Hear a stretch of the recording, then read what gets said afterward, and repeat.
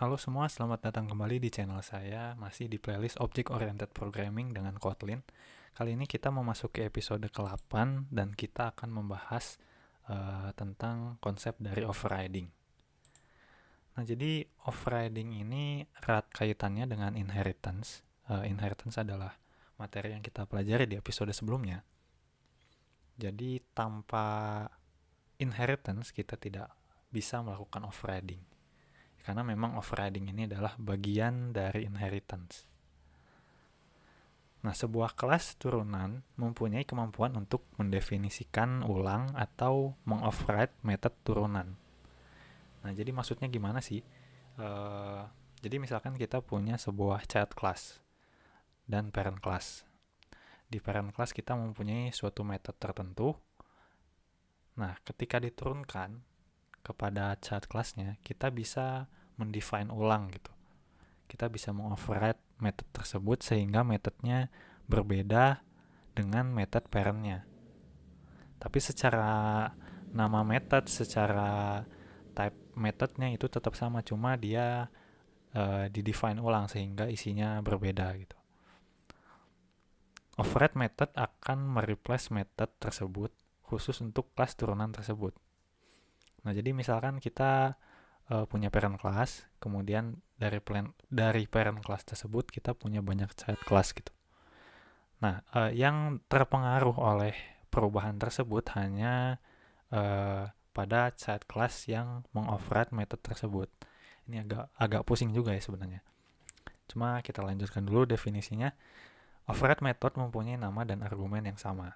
Jadi signaturnya sama.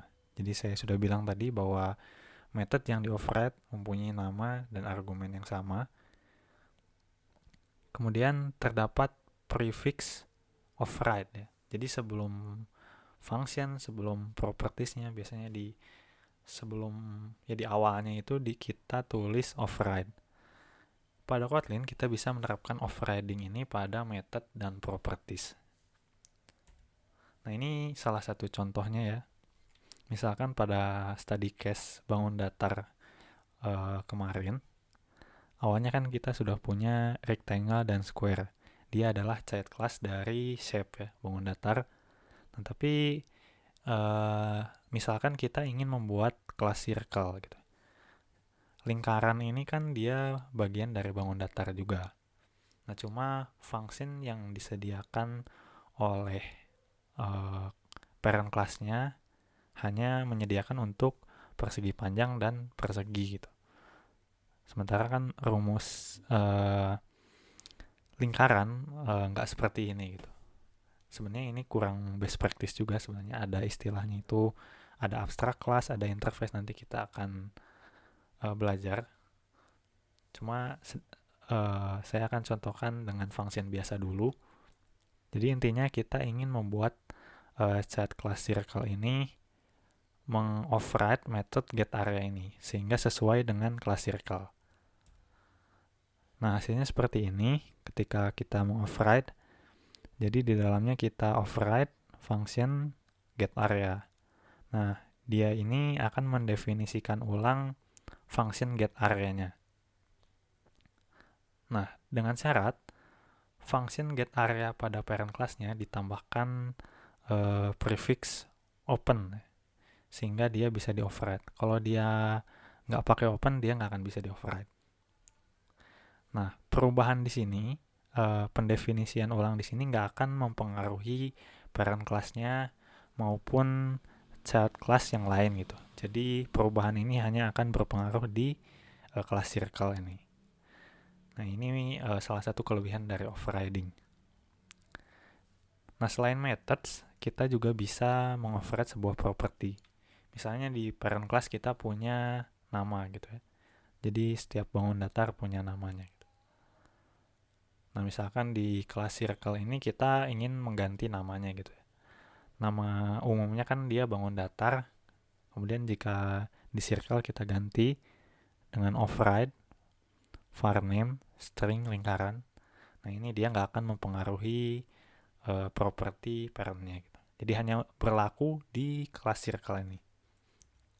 Nah, kita akan coba contohkan, kita akan praktekkan di sini. pakai kelas elektronik yang di episode sebelumnya ya. Misalkan di sini kita punya function print product. Kita ingin mengoverride misalnya. Caranya kita harus tambahkan open terlebih dahulu.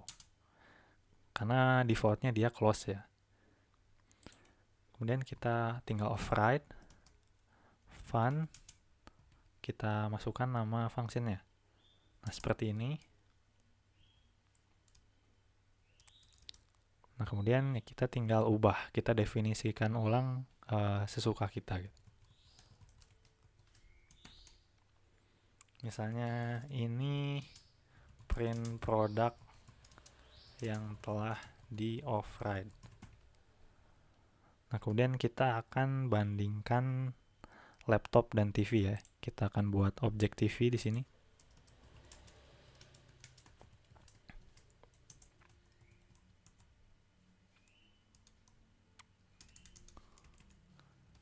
TV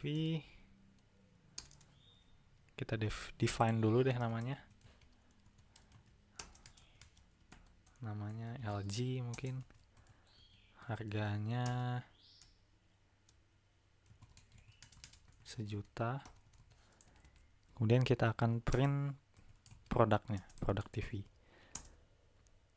Kita akan lihat di sini perbedaannya seperti apa. Harusnya dia akan, yang TV ini dia akan menjalankan function yang ada pada parentnya, sementara yang laptop ini dia akan menjalankan function override-nya gitu ya. Karena sesuai yang saya katakan tadi, bahwa override method ini hanya berlaku di scope kelasnya aja gitu. Dia nggak mempengaruhi function yang ada di parentnya ataupun di child kelas lain. Jadi intinya seperti apa ya? Kalau dianalogikan, kita setiap mewarisi sesuatu dari orang tua kita kan nggak persis sama gitu. Nah, itu kita kalau di sini konsepnya mengoverride mungkin ya. Nah, kita lihat di sini baris pertama dia menjalankan yang ini ya, alias yang ini kan laptop, dia menjalankan yang override fun ini. Sementara yang TV dia tetap menjalankan dari parentnya gitu. Nah, begitu juga berlaku untuk properti ya. Misalkan di sini kita tambahkan open, kita bisa override di sini. Override var name. Nah, kita akan diberikan getter dan setter. Kita akan isi aja getternya menjadi televisi.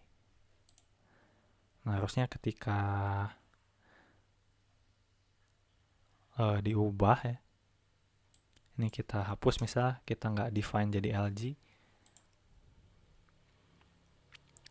baris keduanya dia akan berubah menjadi televisi. Berarti override ini berfungsi ya. Jadi mungkin seperti itu untuk konsep dari overriding. Teman-teman bakal sering pakai ini, khususnya kalau di Android gitu ya. Kalau teman-teman pernah ngoding Android pasti sering kan menemukan gitu ya, override, onCreate, override. Ya pokoknya lifecycle activity itu kan dia override. Nah, jadi Android itu kan udah punya base class gitu. Nanti kita tinggal menurunkan dari base class tersebut. Nah, itu mempermudah kita untuk ya melakukan sesuatu gitu. Nah, kalau kita mau buat framework juga, nah ya, konsep dari inheritance dan overriding ini sangat penting untuk kita pahami.